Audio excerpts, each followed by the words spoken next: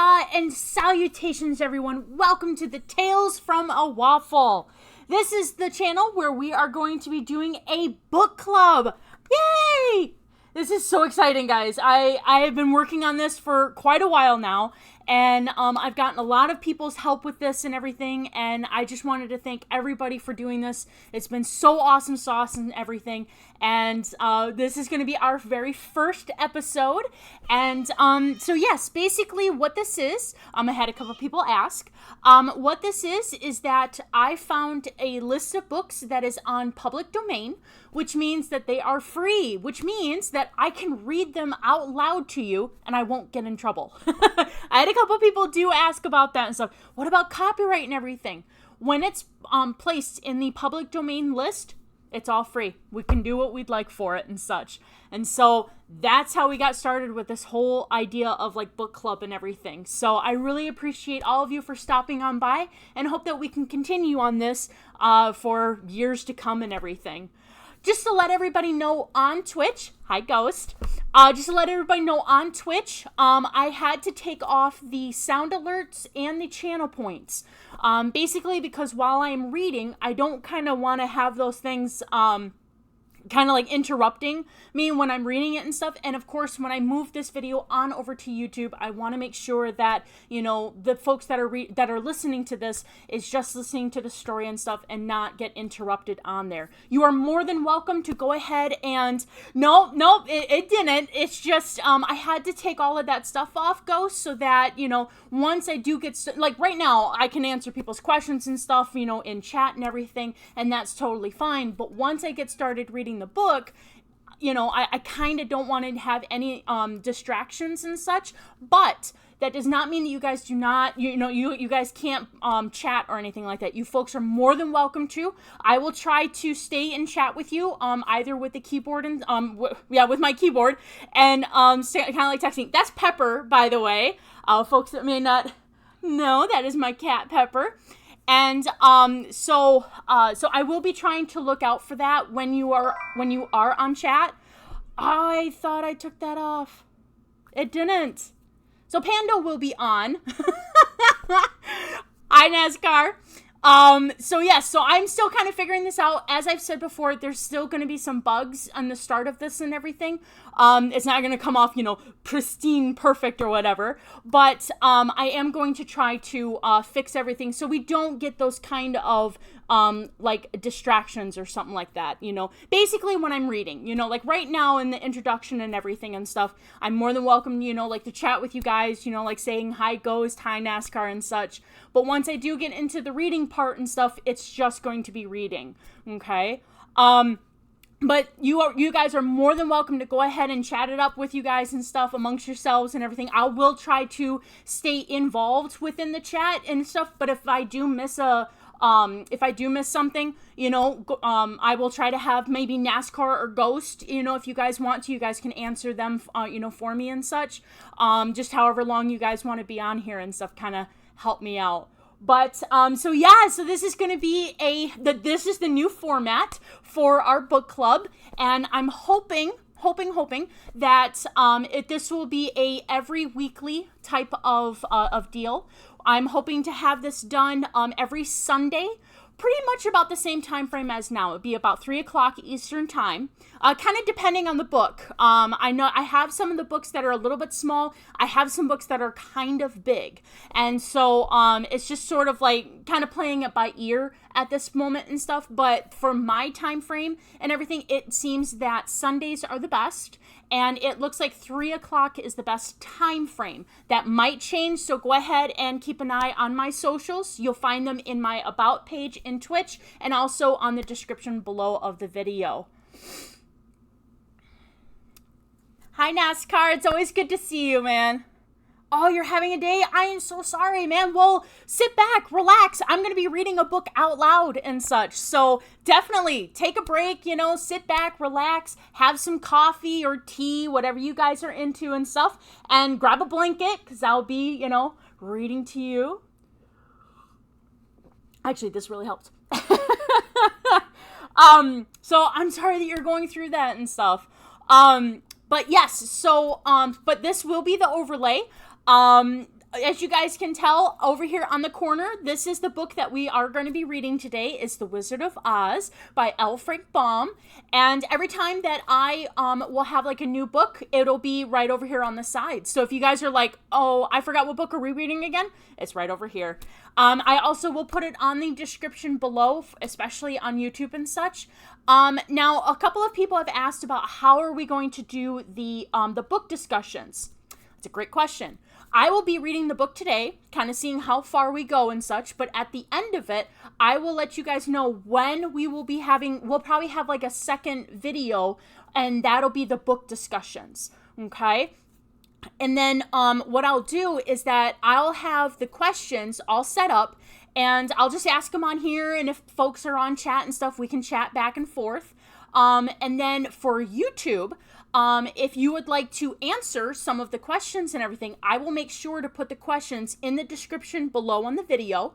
And then you folks can go ahead and answer them in the comments. And then I will make an additional video answering your folks' questions if you have any, or reading your comments as well. If you would like to be named, please make sure that you can say, you know, like whatever your gamer tag is, and I'll make sure to say that. If you want to be anonymous, please make sure you put that in the comments. So then when I'm saying those comments, you know, I'll just say, and anonymously, we had someone comment, blah, blah, blah, blah, blah. Okay, that'll kind of help things out too and stuff. But I really want to have this type of video where it's sort of like, you know, we're engaging together, you know, and I did a lot of book clubs and stuff, and the best part of it was the discussions, was the feedback of everything. So I'm really hoping I can bring that over to here with you folks as well. So thank you. I appreciate the feedback, NASCAR. It really helps me out with that. Thank you very much. You said that good sounding format. So, man, I'm sorry about your garage door though. Oh, you're starting to do the basement? I've got you. I know what's going on. Okay, I got you, NASCAR. You need anything, you just give me a call, okay? All right. Well, I kind of thought I'd give a little bit of an intro to this book club, and kind of like a little bit of a backstory on book clubs. So, the evolution of American book clubs began in the early 17th century when religious renegade Anne Hutchinson organized a female discussion group pertaining to sermons, all while being on a ship that was heading to the Massachusetts Bay Colony in 1634. In 1727, Benjamin Franklin was also a pioneer of today's social gatherings of book clubs when he organized a prominent Philadelphian literary society called the Junto, which was made up of 12 members. The group met weekly to discuss moral, political, commercial, and scientific topics of the day. For the next 3 centuries, prominent American figures have kept the tradition alive through constructing reading societies and study groups related to education in school, particularly in literacy. During the Black Death era, 1346 to 1353, most prestigious people would leave the cities and go into the countryside where they would discuss books and pamphlets to pass the time. Here today, we are going to keep that tradition alive. I was a librarian for 12 years, and in that time, I was in charge of a book club called Book Tasting. We had so much fun. We would dress up sometimes as the characters, especially for Alice in Wonderland.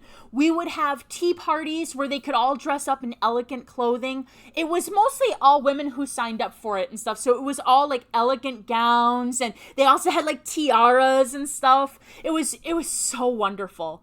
But when COVID hit, we had to stop meeting, but I still kept up with them over email and phone calls and everything. But it just wasn't the same. When we were able to open the library back up, we still had to keep our distance, so we pocketed the book club till we could meet. That's when I moved jobs. I have really missed the club and discussing books with people. I mentioned it one time during playing a game, and someone said, why not do that here? Boom! Light bulb! So, Tales from a Waffle is born. So, we are going to do this weekly, like I said, hopefully with all the schedules and stuff. What will happen is that I will mention ahead of time on all of my socials, which once again you can find in my About page in Twitch, and you can also find it in the description below of your video, which book we will be reading. I will go live on Twitch and read the book aloud. And once again, I said, don't worry about the copyright laws and stuff. I can already hear your fingers going on the keyboard. Waffles, copyright laws. Like I said, when a book hits the public domain, all bets are off. We can do this and not get in trouble.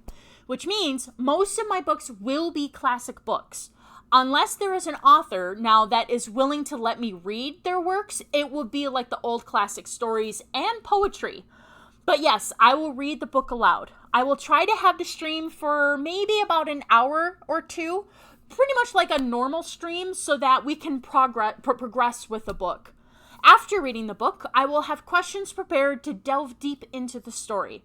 What do you guys think? What were your favorite parts, to name a few? Is this where I will review the book for myself as well? I hope people will like this idea and interact with this as well. I already have a book in mind. Wonderful Wizard of Oz by L. Frank Baum. But when I do get to a pile and I haven't quite figured out this book or that book, I do have a wheel of names on my computer and with all the titles that I have available. And what I will do is that I will showcase my computer screen on the stream. And then I'll showcase it, like, all right, Wheel of Fortune, what is going to pop up? And then I'll click on it and it will showcase what book we will be reading. So I hope everyone will enjoy this, for I know that I will. It will be, like I said, it's going to be a little bit laggy in the beginning and stuff once everything gets started and kind of figuring out how I'm going to do sounds and all that kind of stuff. But once we get a good rhythm going, it's going to be a blast. I really hope that everybody's going to enjoy themselves and stuff. And don't forget to go onto my socials to follow and like, subscribe, and everything, so you guys can get notifications up and stating, like, okay, we're starting with this book. We're having the discussion video on this day and such. So hopefully you guys will be able to do that and everything. So, without further ado, for the very first book for Tales from a Waffle, The Wizard of Oz. Okay. And I'm trying to see if I can get some music in the background, which once again, I got free rights to it and everything. Hopefully it's not too loud. If it is, please let me know in the comments on Twitch, but also on the comments below of the video on YouTube and stuff, and I'll make sure to kind of like fix that out for you folks. So, Wonderful Wizard of Oz. This actually has an introduction to the original edition. Folklore, legends, myths, and fairy tales have followed childhood through the ages, for every healthy youngster has a wholesome and instinctive love for stories fantastic, marvelous, and manifestly unreal. The winged fairies of Grimm and Andersen have brought more happiness to childish hearts than all other human creations. Yet the old-time fairy tale, having served for generations, may now be classed as historical in the children's library. For the time has come for a series of newer wonder tales in which the stereotype genie, dwarf, and fairy are eliminated, together with all the horrible and blood-curdling incident devised by their authors to point a fearsome moral to each tale. Modern education includes morality. Therefore, the modern child seeks only entertainment in its wonder tales and gladly dispenses with all disagreeable incident. Having this thought in mind, the story of The Wonderful Wizard of Oz was written solely to pleasure children of today. It aspires to being a modernized fairy tale in which the wonderment and joy are retained and the heartaches and nightmares are left out. By L. Frank Baum, Chicago, April 1900s. Chapter 1. The Cyclone. Dorothy lived in the midst of the great Kansas prairies with Uncle Henry, who was a farmer, and Aunt Em, who was the farmer's wife. Their house was small for the lumber to build it and had to be carried by wagon many miles. There were 4 walls, a floor and a roof, which made one room, and this room contained a rusty-looking cooking stove, a cupboard for the dishes, a table, 3 or 4 chairs, and the beds. Uncle Henry and Aunt Em had a big bed in one corner, and Dorothy a little bed in another corner. There was no garret at all, and no cellar, except a small hole dug in the ground called a cyclone cellar, where the family could go in case one of those great whirlwinds arose, mighty enough to crash any building in its path.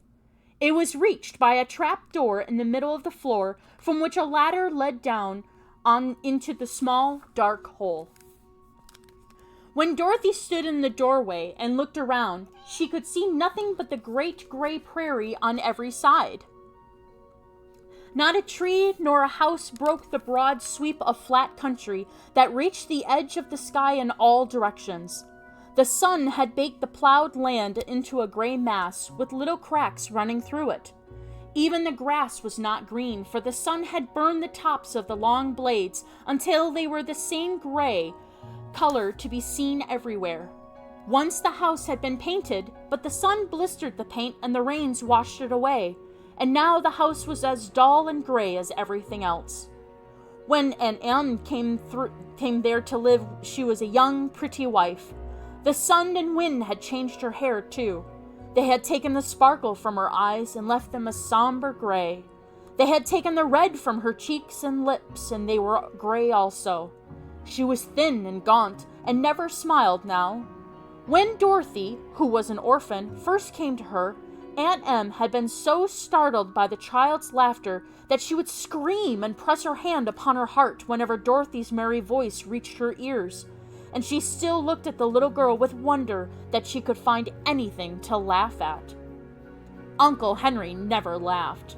He worked hard from morning till night and did not know what joy was. He was gray also, from his long beard to his rough boots, and he looked stern and solemn, and rarely spoke. It was Toto that made Dorothy laugh and saved her from growing as gray as her other surroundings. Toto was not gray. He was a little black dog with long silky hair and small black eyes that twinkled merrily on either side of his funny wee nose. Toto played all day long, and Dorothy played with him and loved him dearly. Today, however, they were not playing. Uncle Henry sat upon the doorstep and looked anxiously at the sky, which was even grayer than usual. Dorothy stood in the door with Toto in her arms and looked at the sky too. Aunt Em was washing the dishes.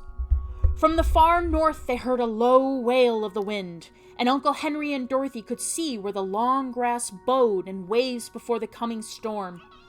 Hi, Pepper. Sorry, guys. If I don't say something, she's just gonna be meowing and meowing. She will be stopping by. Oh, goodness. There now came a sharp whistling in the air from the south, and as they turned their eyes that way, they saw ripples in the grass coming from that direction also. Suddenly, Uncle Henry stood up. "There's a cyclone coming, Em," he called to his wife. "I'll go look after the stock." Then he ran toward the sheds where the cows and horses were kept. Aunt Em dropped her work and came to the door. One glance told her of the danger close at hand. "Quick, Dorothy!" she screamed. "Run for the cellar!" Toto jumped out of Dorothy's arms and hid underneath the bed, and the girl started to get him. Aunt Em, badly frightened, threw open the trap door in the floor and climbed down the ladder into the small, dark hole. Dorothy caught Toto at last and started to follow her aunt. When she was halfway across the room, there came a great shriek from the wind, and the house shook so hard that she lost her footing and sat down suddenly upon the floor. A strange thing then happened. The house whirled around 2 or 3 times and rose slowly through the air. Dorothy felt as if she were going up in a balloon. "Hi, Pepper. Hi, baby." The north and south winds met where the house stood and made it the exact center of the cyclone. In the middle of a cyclone, the air is generally still, but the great pressure of the wind on every side of the house raised it up higher and higher until it was at the very top of the cyclone, And there it remained. It was carried miles and miles away as easily as you could carry a feather. It was very dark, and the wind howled horribly around her, but Dorothy found she was riding quite easily. After the first few whirls around, and one other time when the house tipped badly, she felt as if she were being rocked gently like a baby in a cradle. Toto did not like it. He ran around about the room, now here, now there, barking loudly, but Dorothy sat quite still on the floor and waited to see what would happen. Once Toto got too near the open trap door and fell in, and at first the little girl thought she had lost him, but soon she saw one of his ears sticking up through the hole, for the strong pressure of the air was keeping him up so that he could not fall. She crept to the hole, caught Toto by the ear, and dragged him into the room again, afterward closing the trap door so that no more accidents could happen. I mean, could you blame it? Yeah, that's what I would do with my cat, too. Hour after hour passed away, and slowly Dorothy got over her fright, but she felt quite lonely, and the wind shrieked so loudly all about her that she nearly became deaf. At first, she had wondered if she would be dashed to pieces when the house fell again, but as the hours passed and nothing terrible happened, she stopped worrying, and resolved to wait calmly and see what the future would bring. At last, she crawled over the swaying floor to her bed and lay down upon it, and Toto followed and lay down beside her. In spite of the swaying of the house and the wailing of the wind, Dorothy soon closed her eyes and fell fast asleep. Chapter 2. The Council with the Munchkins.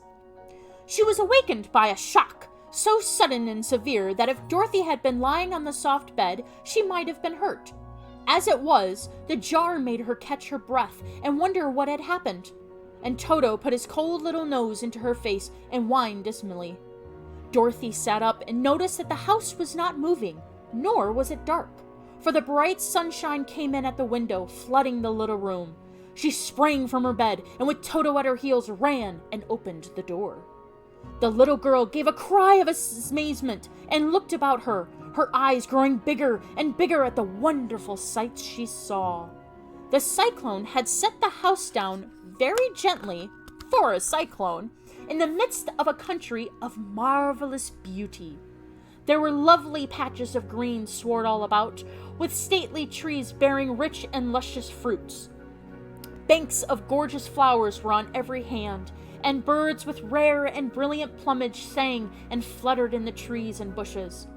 A little way off was a small brook, rushing and sparkling along between green banks and murmuring in a voice very grateful to a little girl who had lived so long on the dry, gray prairies. Now tell me that's not Hawaii you were thinking of. Like literally, you had to be thinking, whenever I read this part, I always think of Hawaii. While she stood looking eagerly at the strange and beautiful sights, she noticed coming toward her a group of the queerest people she had ever seen. They were not as big as the grown folks she had always been used to, but neither were they very small. In fact, they seemed about as tall as Dorothy, who was a well-grown child for her age, although they were, so far as looks go, many years older.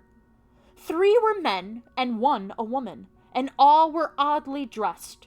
They wore round hats that rose to a small point a foot above their heads, with little bells around the brims that tinkled sweetly as they moved. The hats of the men were blue, the little woman's hat was white, and she wore a white gown that hung in plaits from her shoulders. Over it were sparkled little stars that glistened in the sun like diamonds.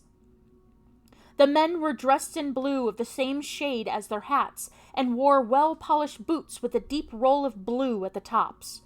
The men, Dorothy thought, were about as old as Uncle Henry, for 2 of them had beards. But the little woman was doubtless much older. Her face was covered with wrinkles, her hair was nearly white, and she walked rather stiffly. When these people drew near the house where Dorothy was standing in the doorway, they paused and whispered among themselves, as if afraid to come farther.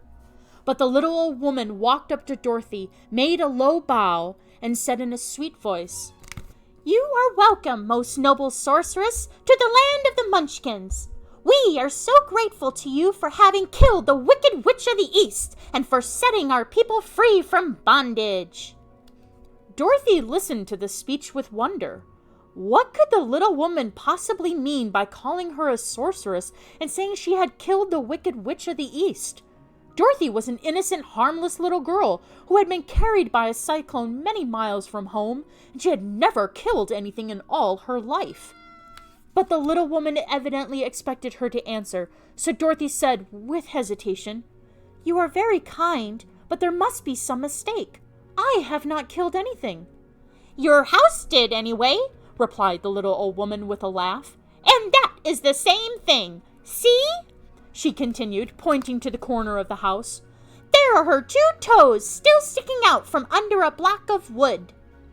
Dorothy looked and gave a little cry of fright.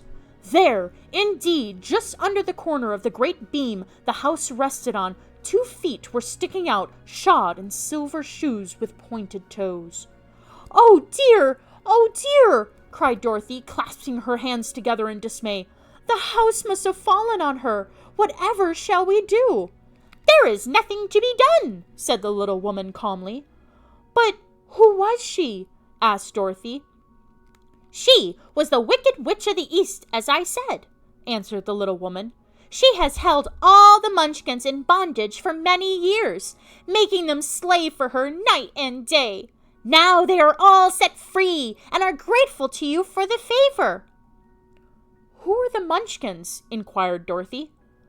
"They are the people who live in this land of the East where the Wicked Witch ruled." "Are you a Munchkin?" asked Dorothy. "No, but I am their friend. Although I live in the land of the North, when they saw the Witch of the East was dead, the Munchkins sent a swift messenger to me, and I came at once. I am the Witch of the North." "Oh, gracious!" cried Dorothy. "Are you a real witch?" "Yes, indeed," answered the little woman. "But I am a good witch, and the people love me. I am not as powerful as the Wicked Witch was who ruled here, or I should have set the people free myself." "But I thought all witches were wicked," said the girl, who was half frightened at facing a real witch.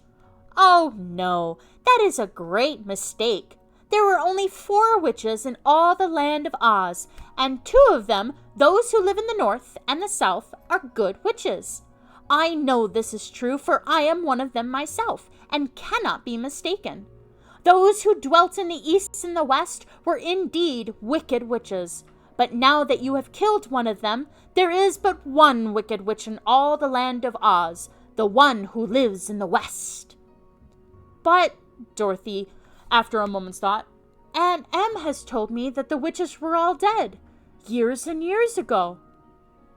"Who is Aunt Em?" inquired the little old woman. "She is my aunt who lives in Kansas, where I come from." The Witch of the North seemed to think for a time, with her head bowed and her eyes upon the ground. Then she looked up and said, "I do not know where Kansas is, for I have never heard that country mentioned before. But tell me, is it a civilized country?" "Oh, yes," replied Dorothy.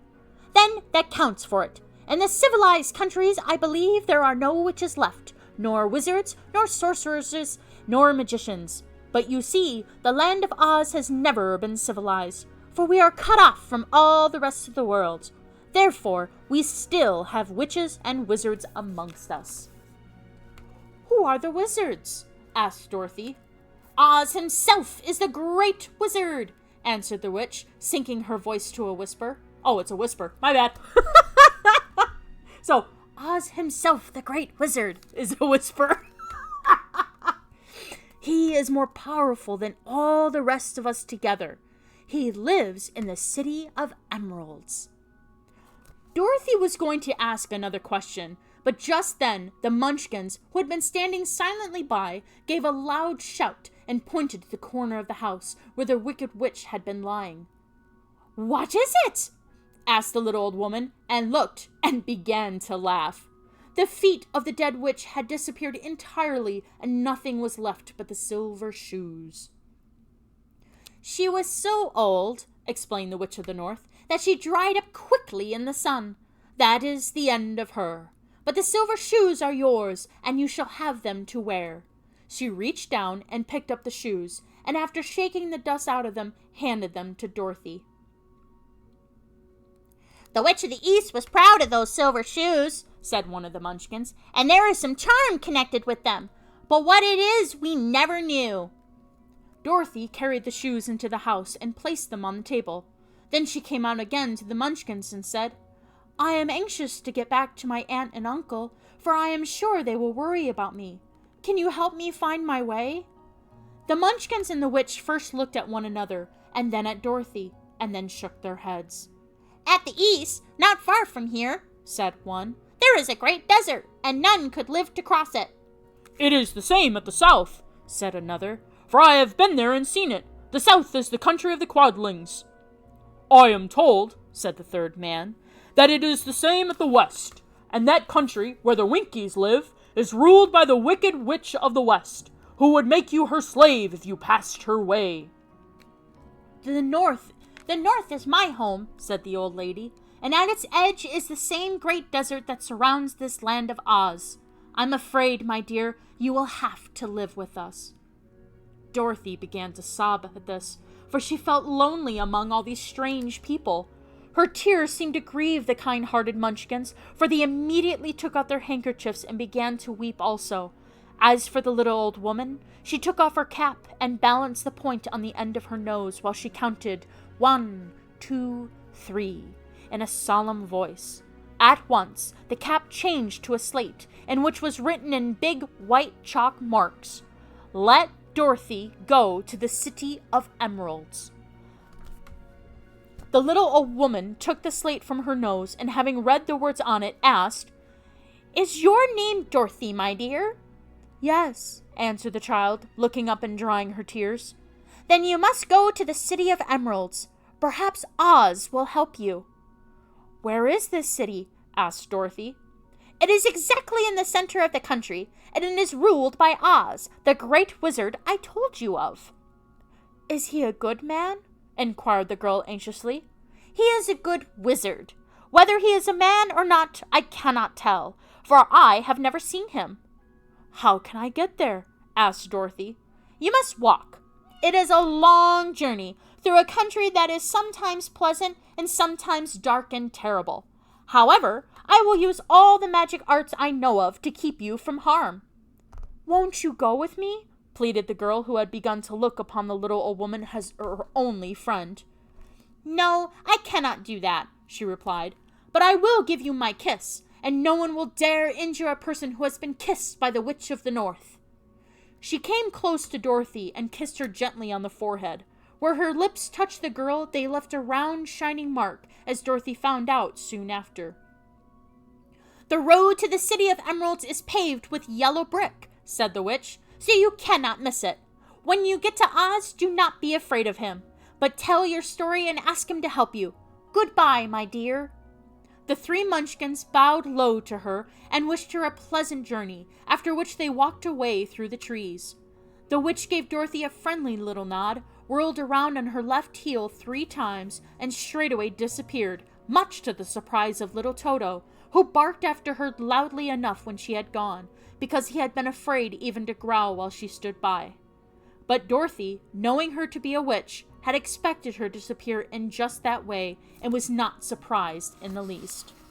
"Follow the yellow brick road, follow the yellow brick road, follow, follow, follow, follow, follow the yellow brick road." Seriously, you had to have that song stuck in your head the moment that you heard that. Because now it's stuck in my head.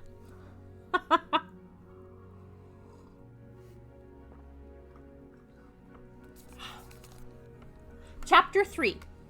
How Dorothy Saved the Scarecrow. When Dorothy was left alone, she began to feel hungry. So she went to the cupboard and cut herself some bread, which she spread with butter. She gave some to Toto, and taking a pail from the shelf, she carried it down to the little brook and filled it with clear, sparkling water. Toto ran over to the trees and began to bark at the birds sitting there. Dorothy went to get him, and saw such delicious fruit hanging from the branches that she gathered some of it, finding it just what she wanted to help out her breakfast. Then she went back to the house, and having helped herself and Toto to a good drink of the cool, clear water, she set about making ready for the journey to the City of Emeralds. Dorothy had only one other dress, but that happened to be clean and was hanging on a peg out beside her bed. It was gingham, with cheeks of white and blue, and although the blue was somewhat faded with many washings, it was still a pretty frock. The girl washed herself carefully, dressed herself in the clean gingham, and tied her pink sunbonnet on her head. She took a little basket and filled it with bread from the cupboard, laying a white cloth over the top. Then she looked down at her feet and noticed how old and worn her shoes were. "They surely will never do for a long journey, Toto," she said, and Toto looked up into her face with his little black eyes and wagged his tail to show he knew what she meant. At that moment, Dorothy saw lying on the table the silver shoes that had belonged to the Witch of the East. And no, I'm not reading that wrong, it's silver shoes. "I wonder if they will fit me," she said to Toto. "They would be just the thing to take a long walk in, for they could not wear out." She took off her old leather shoes and tried on the silver ones, which fitted her as well as if they had been made for her. Finally, she picked up her basket. "Come along, Toto," she said. "We will go to the Emerald City and ask the Great Oz how to get back to Kansas again." She closed the door, locked it, and put the key carefully in the pocket of her dress. And so, with Toto trotting along soberly behind her, she started on her journey.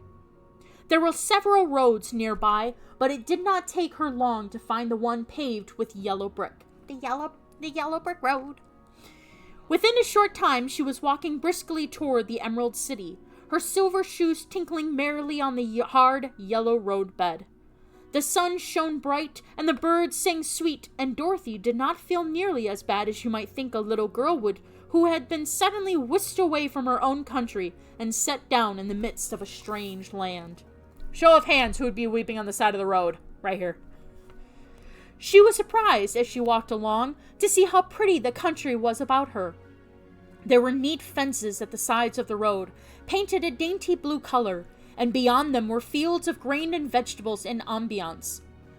Evidently, the Munchkins were good farmers and able to raise large crops. Once in a while she would pass a house, and the people came out to look at her and bow low as she went by, for everyone knew she had been the means of destroying the wicked witch and setting them free from bondage.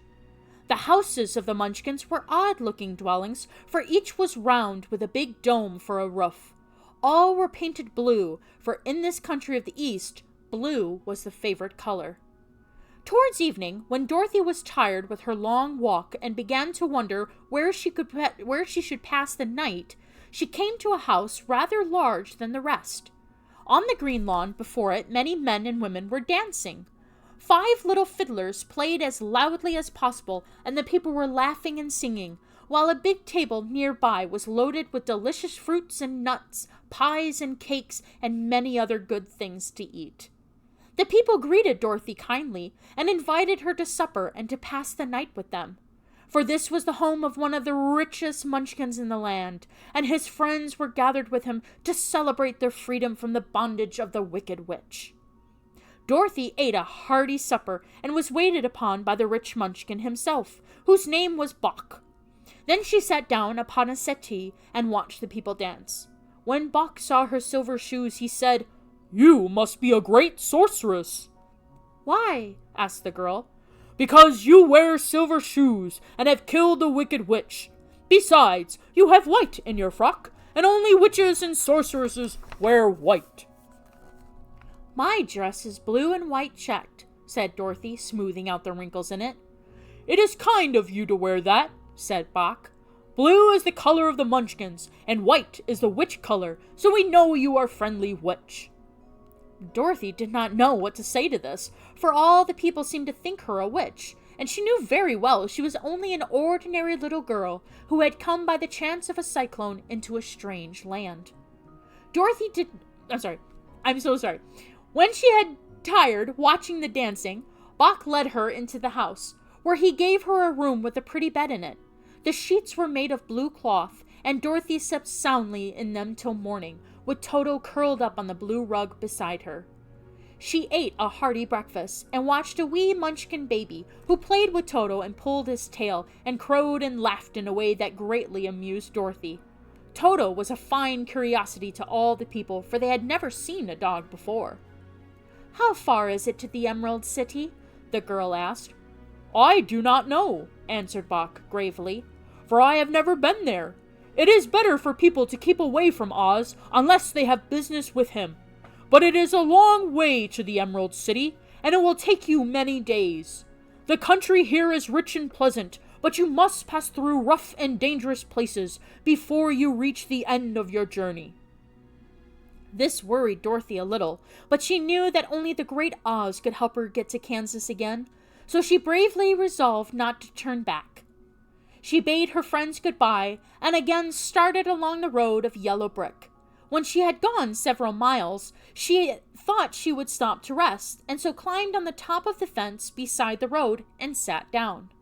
There was a great cornfield beyond the fence, and not far away she saw a scarecrow, placed high on a pole to keep the birds from the ripe corn. Dorothy leaned her chin upon her hand and gazed thoughtfully at the scarecrow. Its head was a small sack stuffed with straw, with eyes, nose, and mouth painted on it to represent a face. An old pointed blue hat that had belonged to some munchkin was perched on this head, and the rest of the figure was a blue suit of clothes, worn and faded, which had also been stuffed with straw. On the feet were some old boots with blue tops, such as every man wore in this country, and the figure was raised above the stalks of corn by means of the pole stuck up its back. While Dorothy was looking earnestly into the queer painted face of the scarecrow, she was surprised to see one of the eyes slowly wink at her. She thought she must have been mistaken at first, for none of the scarecrows in Kansas ever wink, but presently the figure nodded its head to her in a friendly way. Then she climbed down from the fence and walked up to it, while Toto ran around the pole and barked. My cat just bumped her head on the couch and scared me. You okay, baby? "Oh, good day," said the scarecrow in a rather husky voice. Maybe I should read a low head and figure that part out. "Good day," said the scarecrow in a rather husky voice. did you speak?" asked the girl in wonder. "Certainly," answered the scarecrow. "How do you do?" "I'm pretty well, thank you," replied Dorothy politely. "How do you do?" "I'm not feeling well," said the scarecrow with a smile, "for it is very tedious being perched up here night and day to scare away crows." "Can't you get down?" asked Dorothy. "No, for this pole is stuck up my back. If you will please take away the pole, I shall be greatly obliged to you." Dorothy reached up both arms and lifted the figure off the pole. For being stuffed with straw, it was quite light. "Thank you very much," said the scarecrow, when he had been set down on the ground. "I feel like a new man." Dorothy was puzzled at this, for it sounded queer to hear a stuffed man speak, and to see him bow and walk along beside her. "Who are you?" asked the scarecrow when he had stretched himself and yawned. "And where are you going?" "My name is Dorothy," said the girl, "and I'm going to the Emerald City to ask the great Oz to send me back to Kansas." "Where is the Emerald City?" he inquired. "And who is Oz?" "Why, don't you know?" she returned in surprise. "No, indeed. I don't know anything. You see, I am stuffed, so I have no brains at all," he answered sadly. "Oh," said Dorothy, "I'm awfully sorry for you." "Do you think," he asked, "if I go to the Emerald City with you, that the great Oz would give me some brains?" "I cannot tell," she returned, "but you may come with me if you like. If Oz will not give you any brains, you will be no worse off than you are now." "That is true," said the scarecrow. "You see," he continued confidently, "I don't mind my legs and arms and body being stuffed, because I cannot get hurt. If anyone treads on my toes or sticks a pin into me, it doesn't matter, for I can't feel it. But I do not want people to call me a fool, and if my head stays stuffed with straw instead of with brains, as yours is, how am I ever to know anything?" I understand how you feel, said the little girl, who was truly sorry for him. If you will come with me, I'll ask Oz to do all he can for you. Thank you, he answered gratefully. They walked back to the road. Dorothy helped him over the fence, and they started along the path of the yellow brick for the Emerald City. We're off to see the wizard, the wonderful Wizard of Oz. Come on, you guys are singing this, are you not? Toto did not like this addition to the party at first. He smelled around the stuffed man as if he suspected there might be the nest of rats in the straw, and he often growled in an unfriendly way to the Scarecrow. Don't mind Toto, said Dorothy to her new friend. He never bites. Oh, I'm not afraid, replied the Scarecrow. He can't hurt the straw. Do let me carry that basket for you. I shall not mind it, for I can't get tired. I'll tell you a secret, he continued as he walked along. There is only one thing in the world I am afraid of. What is that? Asked Dorothy. The Munchkin farmer who made you? No, answered the Scarecrow. It's a lighted match. Chapter 4. The Road Through the Forest. After a few hours, the road began to be rough, and the walking grew so difficult that the Scarecrow often stumbled over the yellow brick, which were here very uneven. Sometimes, indeed, they were broken or missing altogether, leaving holes that Toto jumped across and Dorothy walked around. As for the Scarecrow, having no brains, he walked straight ahead, and so stepped into the holes and fell at full length on the hard bricks. It never hurt him, however, and Dorothy would pick him up and set him upon his feet again, while he joined her in laughing merrily at his own mishap. The farms were not nearly so well cared for here as they were farther back. There were fewer houses and fewer fruit trees, and the farther they went, the more dismal and lonesome the country became. At noon, they sat down by the roadside near a little brook, and Dorothy opened her basket and got out some bread. She offered a piece to the Scarecrow, but he refused. I am never hungry, he said, and it is a lucky thing I am not, for my mouth is only painted, and if I should cut a hole in it so I could eat, the straw I'm stuffed with would come out, and that would spoil the shape of my head. Dorothy saw at once that this was true, so she only nodded and went on eating her bread. Tell me something about yourself and the country you came from, said the Scarecrow, when she had finished her dinner. So she told him all about Kansas and how gray everything was there, and how the cyclone had carried her to this queer land of Oz. The Scarecrow listened carefully and said, I cannot understand why you should wish to leave this beautiful country and go back to the dry, gray place you call Kansas. That is because you have no brains, answered the girl. No matter how dreary and gray our homes are, we people of flesh and blood would rather live there in any other country, be it ever so beautiful. There is no place like home. The Scarecrow sighed. Of course I cannot understand it, he said. If your heads was stuffed with straw like mine, you would probably all live in the beautiful places, and then Kansas would have no people at all. It is fortunate for Kansas that you have brains. Won't you tell me a story while we are resting? Asked the child. The Scarecrow looked at her reproachfully and answered. Hold on one sec, I'm having a little situation here. My computer just popped something up.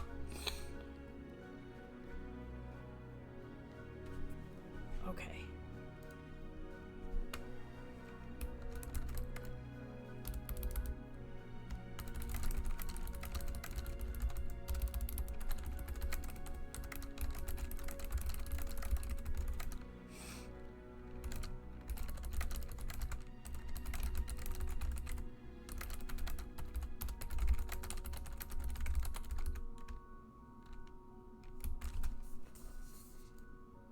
Okay, yep, sound is good.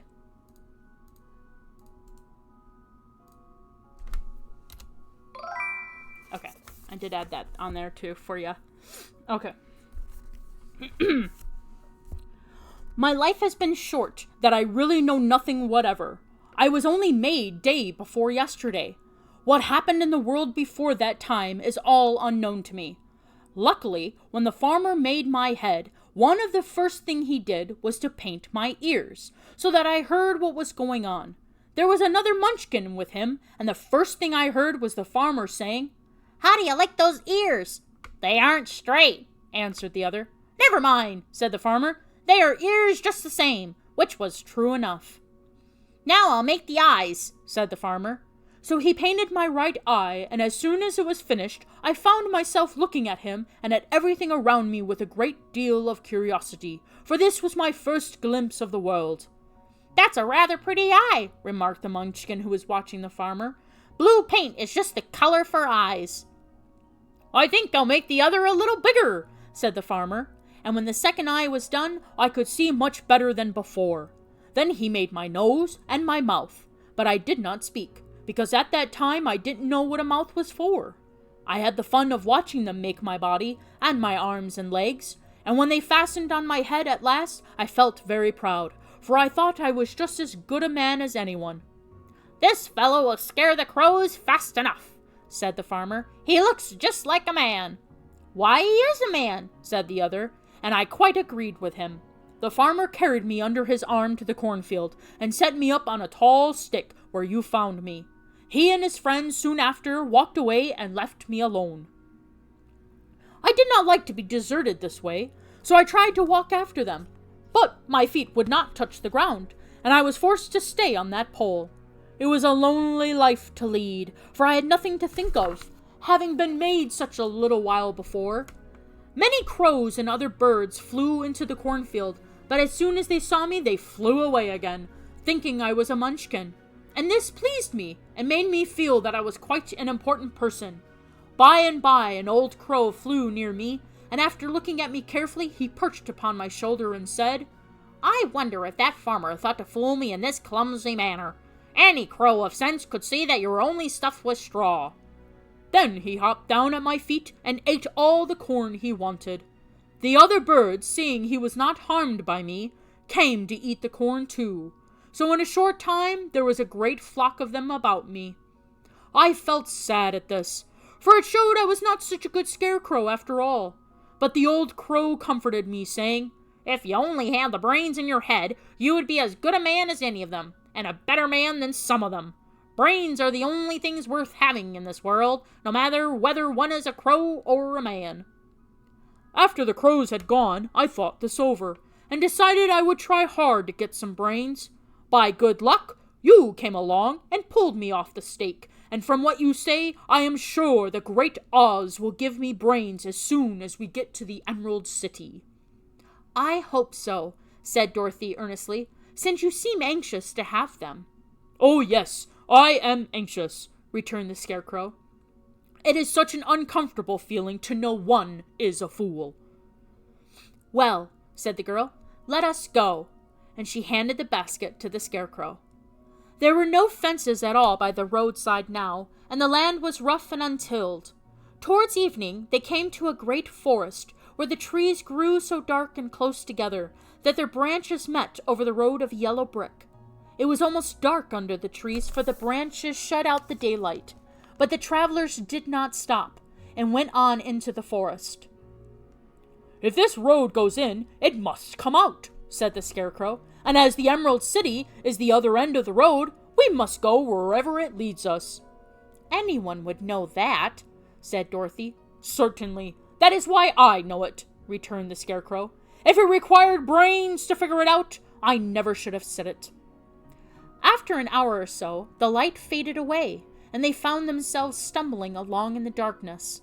Dorothy could not see at all, but Toto could, for some dogs see very well in the dark, and the Scarecrow declared he could see as well as by day. So she took hold of his arm and managed to get along fairly well.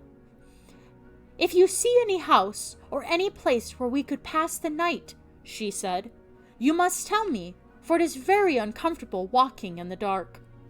Soon after, the Scarecrow stopped. "I see a little cottage at the right of us," he said, "built of logs and branches.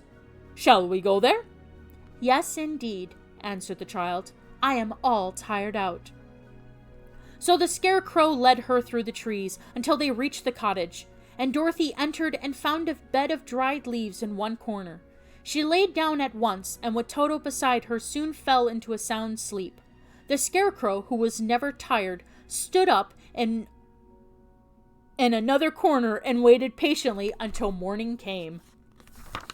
Sorry, that sentence didn't quite seem right.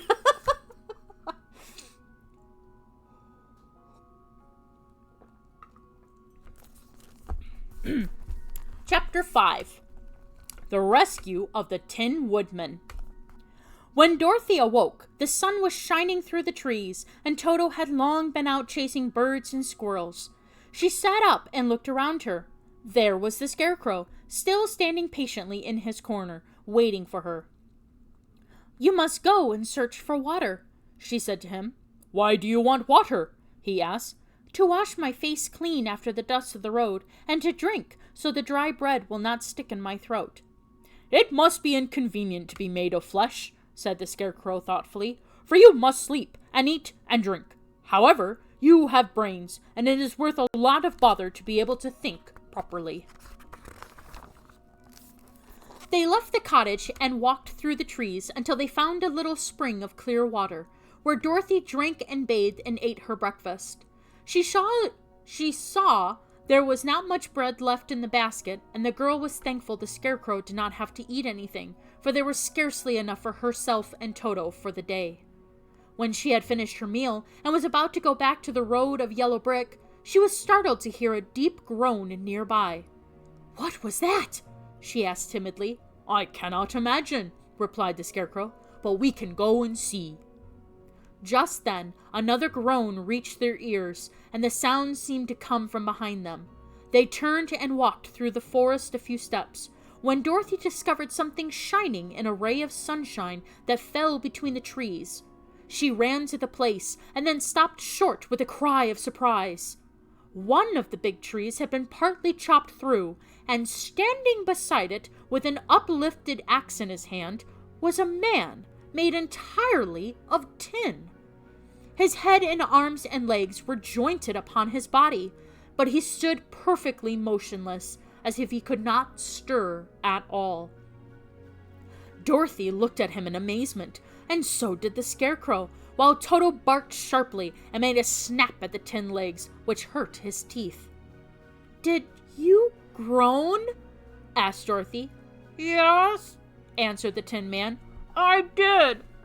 I've been groaning for more than a year, and no one has ever heard me before or come to help me." "What can I do for you?" she inquired softly, for she was moved by the sad voice in which the man spoke. "Get an oil can and oil my joints," he answered. "They are rusted so badly that I cannot move them at all. If I am well oiled, I shall soon be all right again. You will find an oil can on a shelf in my cottage." Dorothy at once ran back to the cottage and found the oil can, and then she returned and asked anxiously, "Where are your joints?" "Oil my neck first," replied the Tin Woodman. So she oiled it, and it was quite badly rusted. The Scarecrow took hold of the tin head and moved it gently from side to side until it worked freely, and then the man could turn it himself. "Now oil the joints in my arms," he said, and Dorothy oiled them, and the Scarecrow bent them carefully until they were quite free from rust and as good as new. The Tin Woodman gave a sigh of satisfaction and lowered his axe, which he leaned against the tree. "This is a great comfort," he said. "I have been holding that axe in the air ever since I rusted, and I'm glad to be able to put it down at last. Now, if you will oil the joints of my legs, I shall be all right once more." So they oiled his legs until he could move them freely, and he thanked them again and again for his release, for he seemed a very polite creature and very grateful. "I might have stood there always if you had not come along," he said, "so you have certainly saved my life. How did you happen to be here?" "We're on our way to the Emerald City to see the Great Oz," she answered, "and we stopped at your cottage to pass the night." "Why do you wish to see Oz?" he asked. "I want him to send me back to Kansas, and the Scarecrow wants him to put a few brains into his head," she replied. The Tin Woodman appeared to think deeply for a moment. Then he said, Do you suppose Oz could give me a heart?" "Why, I guess so," Dorothy answered. "It would be as easy as to give the Scarecrow brains." "True," the Tin Woodman returned. "So, if you will allow me to join your party, I will also go to the Emerald City and ask Oz to help me." "Come along," said the Scarecrow heartily, and Dorothy added that she would be pleased to have his company. So the Tin Woodman shouldered his axe, and they all passed through the forest until they came to the road that was paved with yellow brick. The Tin Woodman had asked Dorothy to put the oil can in her basket. "For," he said, "if I should get caught in the rain and rust again, I would need the oil can badly." It was a bit of luck to have their new comrade join the party, for soon after they had begun their journey again, they came to a place where the trees and branches grew so thick over the road that the travelers could not pass. But the Tin Woodman set to work with his axe and chopped so well that soon he cleared a passage for the entire party. Dorothy was thinking so earnestly as they walked along that she did not notice when the Scarecrow stumbled into a hole and rolled over to the side of the road. Indeed, he was obliged to call to her to help him up again. "Why didn't you walk around the hole?" asked the Tin Woodman. "I don't know enough," replied the Scarecrow cheerfully. "My head is stuffed with straw, you know, and that is why I'm going to Oz to ask him for some brains." "Oh, I see," said the Tin Woodman. "But, after all, brains are not the best things in the world." "Have you any?" inquired the Scarecrow. "No, my head is quite empty," answered the Woodman. "But once I had brains, and a heart also, so, having tried them both, I should much rather have a heart." "And why is that?" asked the Scarecrow. "I will tell you my story, and then you will know." So, while they were walking through the forest, the Tin Woodman said the following story. "I was born the son of a woodman who chopped down trees in the forest and sold the wood for a living. When I grew up, I too became a wood chopper, and after my father died, I took care of my old mother as long as she lived. Then I made up my mind that instead of living alone, I would marry, so that I might not become lonely. There was one of the Munchkin girls who was so beautiful that I soon grew to love her with all my heart. She, on her part, promised to marry me as soon as I could earn enough money to build a better house for her, so I set to work harder than ever. But the girl lived with an old woman who did not want her to marry anyone, for she was so lazy she wished the girl to remain with her and do the cooking and the housework. So the old woman went to the Wicked Witch of the East and promised her 2 sheep and a cow if she would prevent the marriage. Thereupon the Wicked Witch enchanted my axe, and when I was chopping away at my best one day, for I was anxious to get to the new house and my wife as soon as possible, the axe slipped all at once and cut off my left leg. This at first seemed a great misfortune, for I knew a one-legged man could not do very well as a wood chopper. So I went to a tinsmith and had him make me a new leg out of tin. The leg worked very well once I was used to it, but my action angered the Wicked Witch of the East, for she had promised the old woman I should not marry the pretty Munchkin girl. When I began chopping again, my axe slipped and cut off my right leg. Again I went to the tinner, and again he made me a leg out of tin. After this, the enchanted axe cut off my arms, one after the other. But nothing daunted, I had them replaced with tin ones.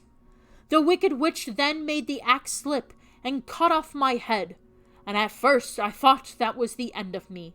But the tinner happened to come along, and he made me a new head out of tin. I thought I had beaten the Wicked Witch then, and I worked harder than ever. But I little knew how cruel my enemy could be. She thought of a new way to kill my love for the beautiful Munchkin maiden, and made my axe slip again, so that it cut right through my body, splitting me into two halves. Once more, the tinner came to my help and made me a body of tin, fastening my tin arms and legs and head to it by means of joints, so that I could move around as well as ever.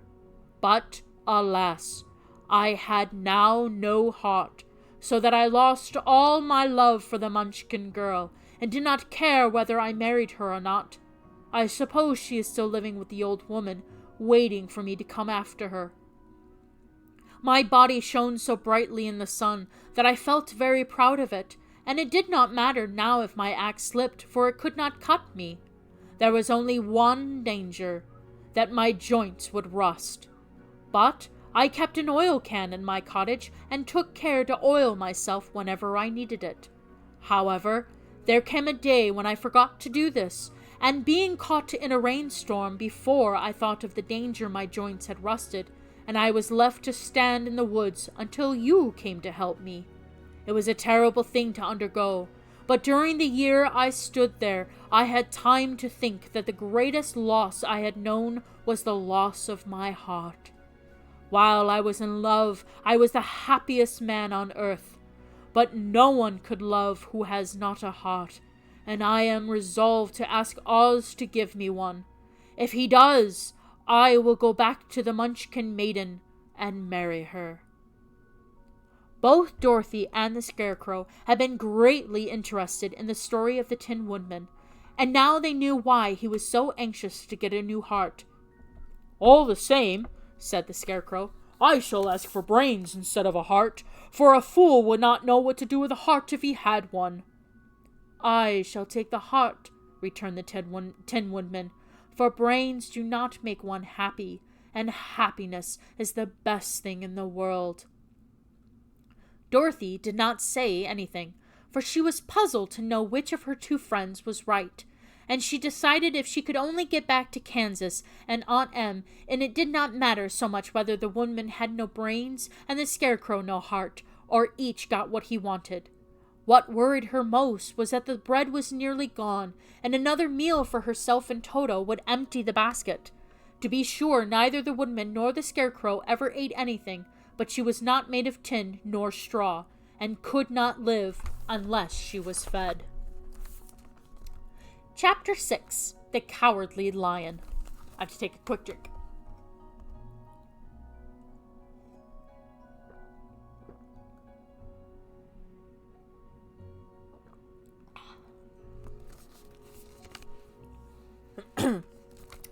All this time, Dorothy and her companions had been walking through the thick woods. The road was still paved with yellow brick, but these were much covered by dried branches and dead leaves from the trees, and the walking was not all good. There were few birds in this part of the forest, for birds love the open country, where there is plenty of sunshine, but now and then there came a deep growl from some wild animal hidden among the trees. These sounds made the little girl's heart beat fast, for she did not know what made them, but Toto knew, and he walked close to Dorothy's side and did not even bark in return. "How long will it be," the child asked of the Tin Woodman, "before we are out of the forest?" "I cannot tell," was the answer, "for I have never been to the Emerald City. But my father went there once when I was a boy, and he said it was a long journey through a dangerous country. Although near to the city where Oz dwells, the country is beautiful. But I am not afraid so long as I have my oil can, and nothing can hurt the Scarecrow, while you bear upon your forehead the mark of the Good Witch's kiss, and that will protect you from harm." "But Toto," said the girl anxiously, "what will protect him?" "We must protect ourselves if he is in danger," replied the Tin Woodman. Excuse me. Just as he spoke, there came from the forest a terrible roar, and the next moment a great lion bounded into the road. With one blow of his paw, he sent the Scarecrow spinning over and over to the edge of the road, and then he struck at the Tin Woodman with his sharp claws. But, to the lion's surprise, he could make no impression on the tin, although the woodman fell over in the road and lay still. Little Toto, now that he had an enemy to face, ran barking toward the lion, and the great beast had opened his mouth to bite the dog, when Dorothy, fearing Toto would be killed, and heedless of danger, rushed forward and slapped the lion upon his nose as hard as she could, while she cried out, "Don't you dare to bite Toto! You ought to be ashamed of yourself, a big beast like you, to bite a poor little dog!" "I didn't bite him," said the lion, as he rubbed his nose with his paw where Dorothy had hit it. "No, but you tried to," she retorted. "You are nothing but a big coward!" "I know it," said the lion, hanging his head in shame. "I've always known it, but how can I help it?" "I don't know, I'm sure. To think of your striking a stuffed man like the poor scarecrow." "Is he stuffed?" asked the lion in surprise, as he watched her pick up the scarecrow and set him upon his feet, while she patted him into shape again. "Of course he's stuffed," replied Dorothy, who was still angry. "That's why he went over so easily," remarked the lion. "It astonished me to see him whirl around so. Is the other one stuffed also?" "No," said Dorothy. "He's made of tin." And she helped the woodman up again. "That's why he nearly blunted my claws," said the lion. "When they scratched against the tin, it made a cold shiver run down my back. What is that little animal you are so tender of?" "He is my dog, Toto," answered Dorothy. "Is he made of tin or stuffed?" asked the lion. "Neither. He's a meat dog," said the girl. "Oh, he's a curious animal, and seems remarkably small, now that I look at him. No one would think of biting such a little thing, except a coward like me," continued the lion sadly. "What makes you a coward?" asked Dorothy, looking at the great beast in wonder, for he was as big as a small horse. "It's a mystery," replied the lion. "I suppose I was born that way. All the other animals in the forest naturally accept me to be brave, for the lion is everywhere thought to be the king of beasts. I learned that if I roared very loudly, every living thing was frightened and got out of my way. Whenever I met a man, I've been awfully scared, but I just roared at him, and he has always run away as fast as he could." I think I'm scaring Pepper. It's okay, baby. "If the elephants and the tigers and the bears had ever tried to fight me, I should have run myself. I'm such a coward. But just as soon as they hear my roar, they all try to get away from me. And of course, I let them go." "But that isn't right. The king of beasts shouldn't be a coward," said the scarecrow. "I know it," returned the lion, wiping a tear from his eye with the tip of his tail. "It is my great sorrow, and makes my life very unhappy. But whenever there is danger, my heart begins to beat fast." "Perhaps you have a heart disease," said the Tin Woodman. "It may be," said the lion. If you have," continued the Tin Woman, "you ought to be glad, for it proves you have a heart. For my part, I have no heart, so I cannot have heart disease." "Perhaps," said the lion thoughtfully, "if I had no heart, I should not be a coward." "Have you brains?" asked the scarecrow. "I suppose so. I've never looked to see," replied the lion. "I'm going to the Great Oz to ask him to give me some," remarked the scarecrow, "for my head is stuffed with straw." "And I am going to ask him to give me a heart," said the woodman. "And I am going to ask him to send Toto and me back to Kansas," asked Dorothy. "Do you think Oz could give me courage?" asked the cowardly lion. "Just as easily as he could give me brains," said the scarecrow. "Or give me a heart," said the Tin Woodman. "Or send me back to Kansas," said Dorothy. "Then if you don't mind, I'll go with you," said the lion, "for my life is simply unbearable without a bit of courage." "You will be very welcome," answered Dorothy, for you will help to keep away the other wild beasts. It seems to me they must be more cowardly than you are if they allow you to scare them so easily." "They really are," said the lion. "That doesn't make me any braver, and as long as I know myself to be a coward, I shall be unhappy." So once more the little company set off upon the journey, the lion walking with stately strides at Dorothy's side. Toto did not approve this new comrade at first, for he could not forget how nearly he had been crushed between the lion's great jaws. But after a time he became more at ease, and presently Toto and the cowardly lion had grown to be good friends. During the rest of that day, there was no other adventure to mar the peace of their journey. Once, indeed, the Tin Woodman stepped upon a beetle that was crawling along the road and killed the poor little thing. This made the Tin Woodman very unhappy, for he was always careful not to hurt any living creature, and as he walked along he wept several tears of sorrow and regret. These tears ran slowly down his face and over the hinges of his jaw, and there they rusted. When Dorothy presently asked him a question, the Tin Woodman could not open his mouth, for his jaws were tightly rusted together. He became greatly frightened at this, and made many motions to Dorothy to relieve him, but she could not understand. The lion was also puzzled to know what was wrong. But the Scarecrow seized the oil can from Dorothy's basket and oiled the woodman's jaws so that after a few moments he could talk as well as before. "This will serve me a lesson," said he, "to look where I step. For if I should kill another bug or beetle, I should surely cry again, and crying rusts my jaw so that I cannot speak." Therefore he walked very carefully, with his eyes on the road, and when he saw a tiny ant toiling by, he would step over it so as not to harm it. The Tin Woodman knew very well he had no heart, and therefore he took great care never to be cruel or unkind to anything.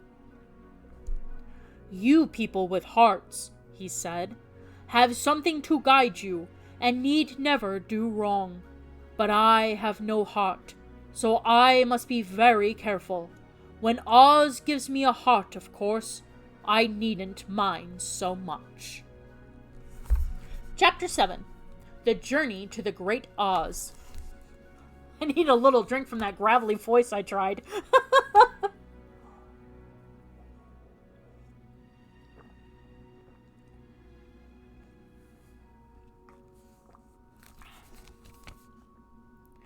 They were obliged to camp out that night under a large tree in the forest, for there were no houses near.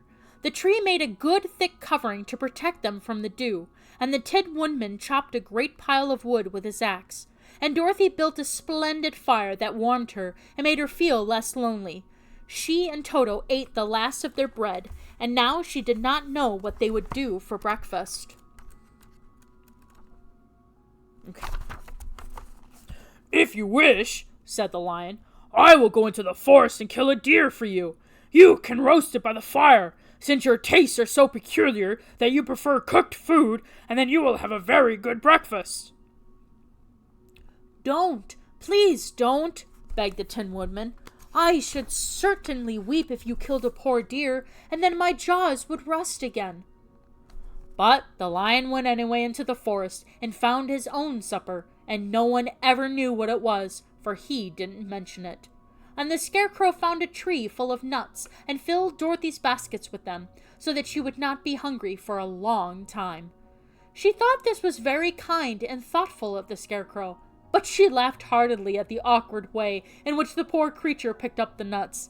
His padded hands were so clumsy, and the nuts were so small, that he dropped almost as many as he put in the basket. But the Scarecrow did not mind how long it took him to fill the basket, for it enabled him to keep away from the fire, as he feared a spark might get into his straw and burn him up. So he kept a good distance away from the flames, and only came near to cover Dorothy with dry leaves when she lay down to sleep. These kept her very snug and warm, and she kept soundly until morning. When it was daylight, the girl bathed her face in a little rippling brook, and soon after they all started toward the Emerald City. This was to be an eventful day for the travelers. They had hardly been walking an hour when they saw before them a great ditch that crossed the road and divided the forest as far as they could see on either side. It was a very wide ditch, and when they crept up to the edge and looked into it, they could see it was also very deep, and there were many big, jagged rocks at the bottom. The sides were so steep that none of them could climb down, and for a moment it seemed that their journey must end. "What shall we do?" asked Dorothy despairingly. "I haven't the faintest idea," said the woodman, and the lion shook his shaggy mane and looked thoughtful. But the scarecrow said, burp. That's what the scarecrow said. The scarecrow said burp. But the scarecrow said, "We cannot fly, that is certain. Neither can we climb down into this great ditch. Therefore, if we cannot jump over it, we must stop where we are." "I think I could jump over it," said the cowardly lion after measuring the distance carefully in his mind. "Then we are all right," answered the scarecrow, "for you can carry us all over on your back, one at a time." "Well, I'll try," said the lion. "Who will go first?" "I will," declared the scarecrow, "for if you found that you could not jump over the gulf, Dorothy would be killed, or the Tin Woodman badly dented on the rocks below. But if I am on your back, it will not matter so much, for the fall would not hurt me at all." "I am terribly afraid of falling myself," said the cowardly lion, "but I suppose there is nothing to do but try it. So get on my back, and we'll make the attempt." The scarecrow sat upon the lion's back, and the big beast walked to the edge of the gulf and crouched down. "Why don't you run and jump?" asked the scarecrow. "Because this isn't the way we lions do these things," he replied. And then giving a great spring, he shot through the air and landed safely on the other side. They were all greatly pleased as how easily he did it, and after the scarecrow had got down from his back, the lion sprang across the ditch again. Dorothy thought she would go next, so she took Toto in her arms and climbed on the lion's back, holding tightly to his mane with one hand. The next moment, it seemed as if she was flying through the air, and then, before she had time to think about it, she was safe on the other side.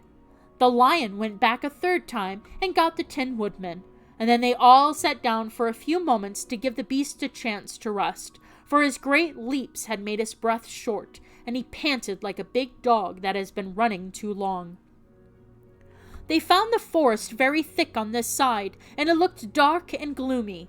After the lion had rested, they started along the road of yellow brick, silently wondering, each in his own mind, if ever they would come to the end of the woods and reach the bright sunshine again.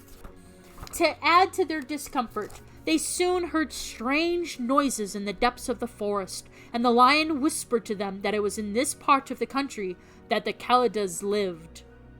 "What are the Kalidas?" asked the girl. "They are monstrous beasts with bodies like bears and heads like tigers," replied the lion, "and with claws so long and sharp that they could tear me in two as easily as I could kill Toto. I'm terribly afraid of the Kalidas." I'm not surprised that you are," returned Dorothy. "They must be dreadful beasts." The lion was about to reply, when suddenly they came to another gulf across the road. But this one was so broad and deep that the lion knew at once he could not leap across it. So they sat down to consider what they should do, and after serious thought, the scarecrow said, "Here is a great tree standing close to the ditch. If the Tin Woodman couldn't chop it down so that it will fall to the other side, we can walk across it easily." "That is a first-rate idea," said the lion.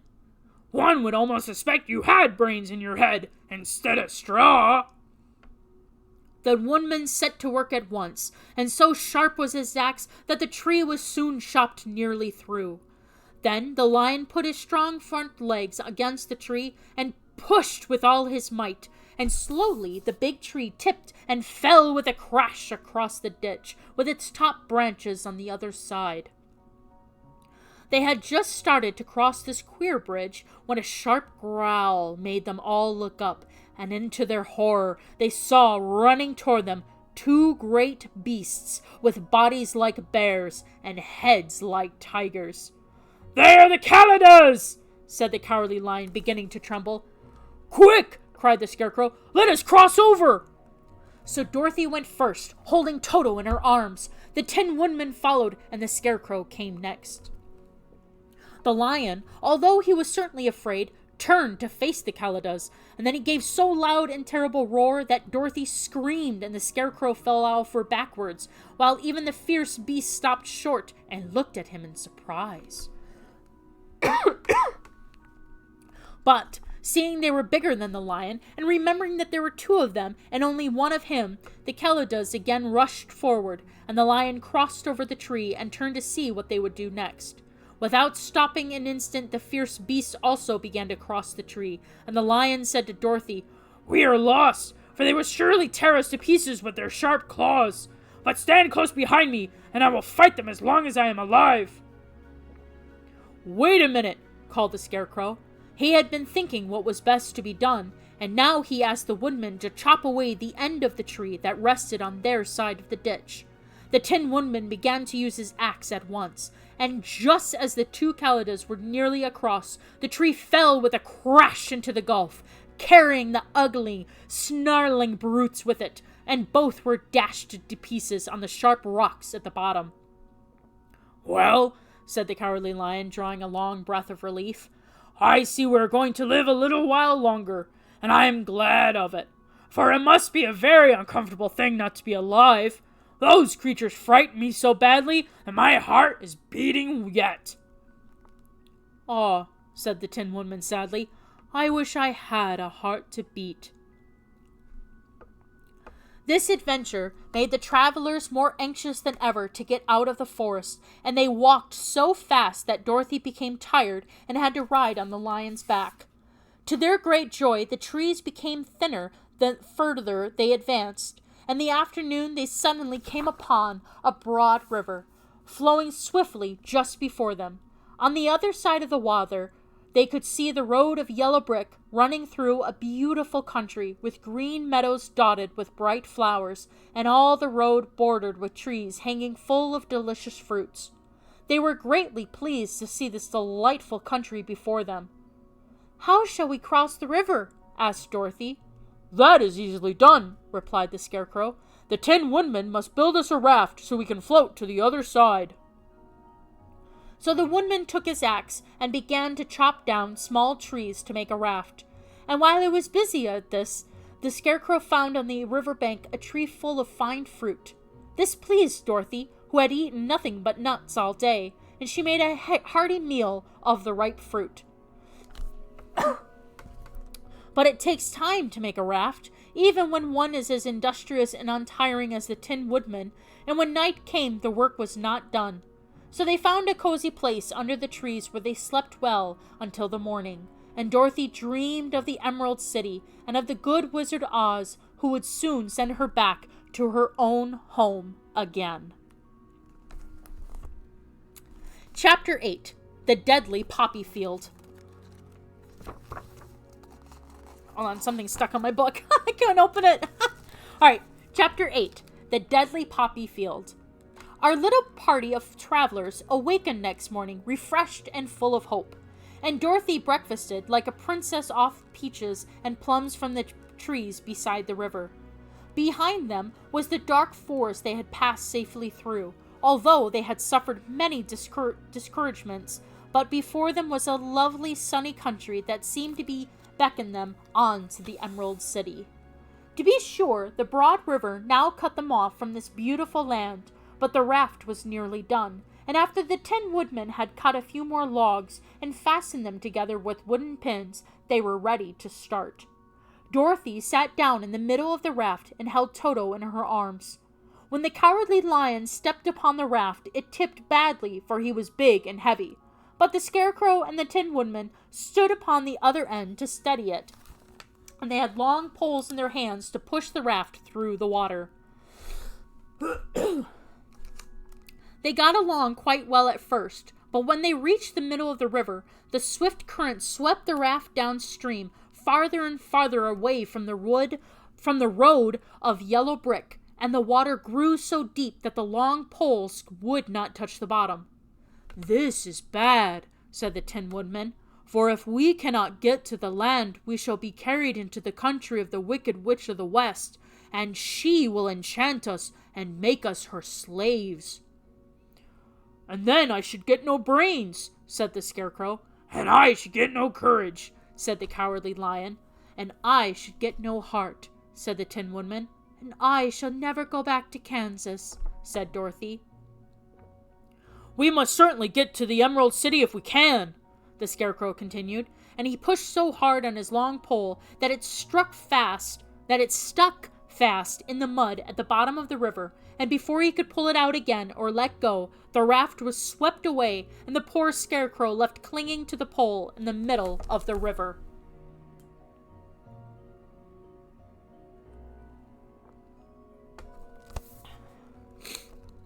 "Goodbye!" he called after them, and they were very sorry to leave him. Indeed, the Tin Woodman began to cry, but fortunately remembered that he might rust, and so dried his tears on Dorothy's apron. Of course, this was a bad thing for the Scarecrow. "I am now worse off than when I first met Dorothy," he thought. "Then I was stuck on a pole in a cornfield, where I could make believe scare the crows at any rate, but surely there is no use for a Scarecrow stuck on a pole in the middle of a river. I am afraid I shall never have any brains after all." Down the stream the raft floated, and the poor Scarecrow was left far behind. Then the Lion said, "Something must be done to save us. I think I can swim to the shore and pull the raft after me, if you only hold fast to the tip of my tail." So he sprang into the water, and the Tin Woodman caught fast hold of his tail, when the Lion began to swim with all his might toward the shore. It was hard work, although he was so big, but by and by they were drawn out of the current, and then Dorothy took the Tin Woodman's long pole and helped push the raft to the land. They were all tired out when they reached the shore at last, and stepped off upon the pretty green grass, and they also knew that the stream had carried them a long way past the road of yellow brick that led to the Emerald City. "What should we do now?" asked the Tin Woodman, as the Lion lay down on the grass to let the sun dry him. "We must get back to the road in some way," said Dorothy. "The best plan will be to walk along the river bank until we come to the road again," remarked the Lion. So, when they were rested, Dorothy picked up her basket, and they started along the grassy bank, back to the road from which the river had carried them. It was a lovely country, with plenty of flowers and fruit trees, and sunshine to cheer them. And had they not felt so sorry for the poor Scarecrow, they could not have been very happy. They walked along as fast as they could, Dorothy only stopping once to pick a beautiful flower, and after a time the Tin Woodman cried out, "Look!" Then they all looked at the river and saw the Scarecrow perched upon his pole in the middle of the water, looking very lonely and sad. "What can we do to save him?" asked Dorothy. The Lion and the Woodman both shook their heads, for they did not know. So they sat down upon the bank and gazed wistfully at the Scarecrow until a stork flew by, which, seeing them, stopped to rest at the water's edge. "Who are you, and where are you going?" asked the stork. "I am Dorothy," answered the girl, "and these are my friends, the Tin Woodman and the Cowardly Lion, and we are going to the Emerald City." "This isn't the road," said the stork, and she twisted her long neck and looked sharply at the queer party. "I know it," returned Dorothy, "but we have lost the Scarecrow and are wondering how we should get him again." "Where is he?" asked the stork. "Over there in the river," answered the girl. "If he wasn't so big and heavy, I would get him for you," remarked the stork. "He isn't heavy a bit," said Dorothy eagerly, "for he is stuffed with straw, and if you will bring him back to us, we shall thank you ever and ever so much." "Well, I'll try," said the stork, "but if I find he's too heavy to carry, I shall have to drop him in the river again." So the big bird flew into the air and over the water till she came to where the Scarecrow was perched upon his pole. Then the stork with her great claws grabbed the Scarecrow by the arm and carried him up into the air and back to the bank, where Dorothy and the Lion and the Tin Man and Toto were sitting. When the Scarecrow found himself among his friends again, he was so happy that he hugged them all, even the lion and Toto, and as they walked along he sang "Toodle-dee!" At every step he felt so gay. I was afraid I should have to stay in the river forever, he said, but the kind stork saved me, and if I ever get any brains, I shall find the stork again and do it some kindness in return. That's all right, said the stork, who was flying along beside them. I always like to help anyone in trouble, but I must go now, for my babies are waiting in the nest for me. I hope you will find the Emerald City, and that Oz will help you. Thank you, replied Dorothy, and then the kind stork flew into the air and was soon out of sight.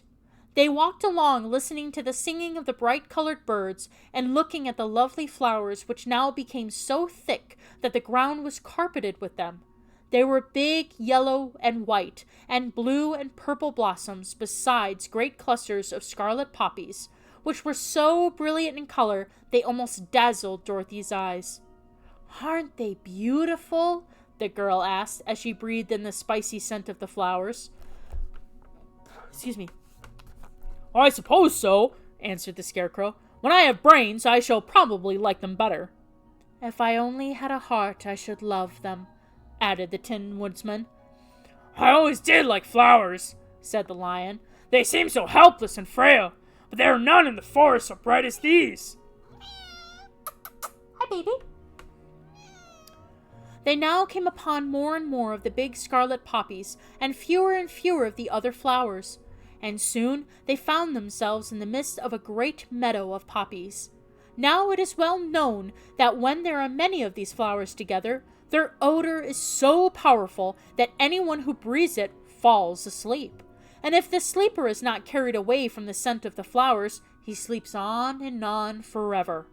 But Dorothy did not know this, nor could she get away from the bright red flowers. They were everywhere about. So presently her eyes grew heavy, and she felt she must sit down to rest and to sleep. But the Tin Woodman would not let her do this. "We must hurry and get back to the road of yellow brick before dark," he said, and the Scarecrow agreed with him. So they kept walking until Dorothy could stand no longer. Her eyes closed in spite of herself, and she forgot where she was and fell among the poppies fast asleep. "What shall we do?" asked the Tin Woodman. If we leave her here, she will die, said the lion. The smell of the flowers is killing us all. I myself can scarcely keep my eyes open, and the dog is asleep already. It was true. Toto had fallen down beside his little mistress.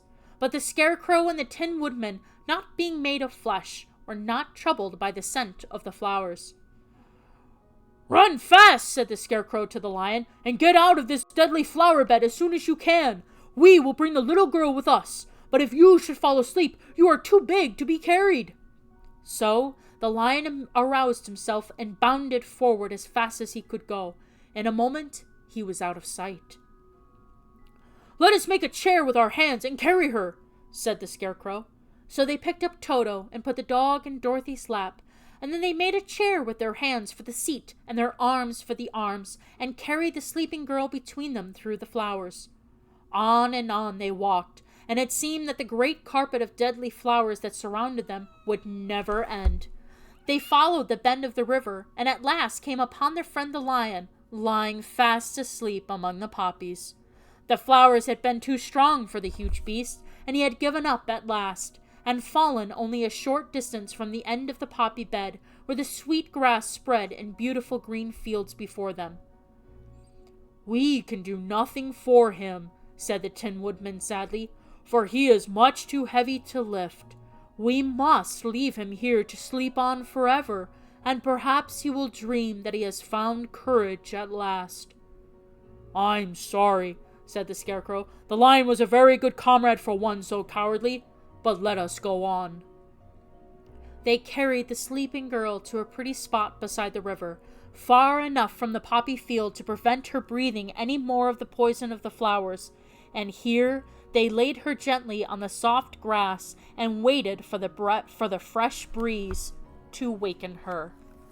And that, folks, is where we are going to actually end it. Like I said, it's probably going to be about like an hour, close to 2 hours, that I'll be able to read these and such. A lot of it is because my voice, I'm not really used to doing this a lot. So it's just sort of like however it kind of feels and such. But we got through 7 chapters of The Wizard of Oz. Yay! I cannot wait to continue. Like I said, I will be doing this every Sunday at 3 o'clock Eastern Time. Be sure to check out all of my social medias. It's just at AWaffleDreamer channel. And on Twitch, you can find it in my About page. On YouTube, you can see it in the description below this video. I really hope that you folks enjoyed yourself at the Tales from a Waffle, and I hope that we can do this again all together. And I will definitely let you guys know when the discussions are going to be. Basically, I'm hoping to have it like at the end of the book. I do have all the questions already. So once we are finished with the book and we are getting ready to have the questions, I will make sure to have them written out in the description below the video, especially on YouTube, so that you folks can also answer it on there. So don't forget to hit that like, even the dislike button, or the subscribe. It's completely free. But don't forget to hit that notification bell so that you folks will know when I'm going to be able to do this. And please, please, please, since this is sort of like at the start and the beginning of everything, please leave me a couple of comments below, or you can direct message me on any of my social media accounts to let me know what you guys think about this. What would you guys like to see a little bit different? Is there anything that I can improve? How is the sound quality and such? Because I really want to make sure that this is working great for you guys. So, once again, thank you all so much for joining me at the Tales from a Waffle reading The Wizard of Oz by L. Frank Baum. Peter Pan put it so well. Never say goodbye, because goodbye means going away, and going away means forgetting. And how in the world could I forget you beautiful people? Have an awesome sauce night.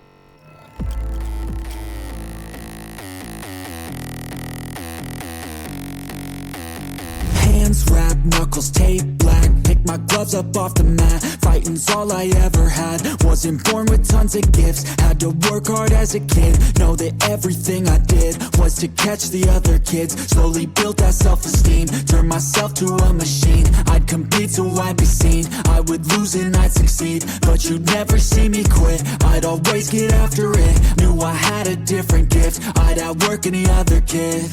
Deep within our souls